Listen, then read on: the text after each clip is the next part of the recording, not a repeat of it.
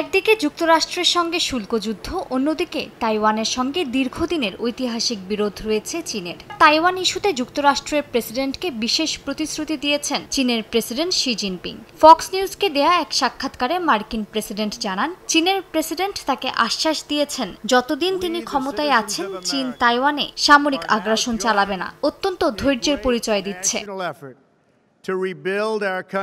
এর মধ্যে ওয়াশিংটনে অবস্থিত চীন দূতাবাস আবারও তাইওয়ান ইস্যুকে যুক্তরাষ্ট্র চীন সম্পর্কের সবচেয়ে গুরুত্বপূর্ণ ও সংবেদনশীল বিষয় হিসেবে উল্লেখ করেছে। মুখপাত্র জানান, যুক্তরাষ্ট্রের উচিত এক চীন নীতি মেনে চলা, তাইওয়ান ইস্যুতে সতর্ক থাকা এবং চীন যুক্তরাষ্ট্র সম্পর্ক ও তাইওয়ান প্রণালীতে শান্তি ও স্থিতিশীলতা বজায় রাখতে ভূমিকা রাখা।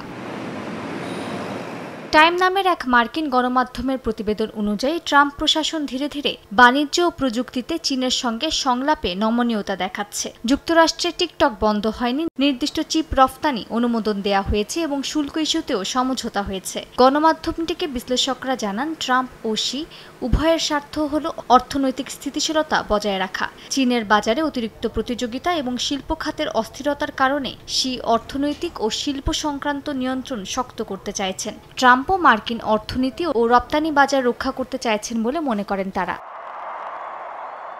মূল চ্যালেঞ্জ যেমন তাইওয়ান, বাণিজ্য ও প্রযুক্তি নিয়ন্ত্রণের দ্বন্দ্ব এবং আন্তর্জাতিক নেতৃত্বের প্রতিযোগিতা, তা কেবল অস্থায়ী শান্তির মাধ্যমে সাময়িকভাবে আটকানো সম্ভব। মালিহা সুহরওয়ার্দী, সময় সংবাদ।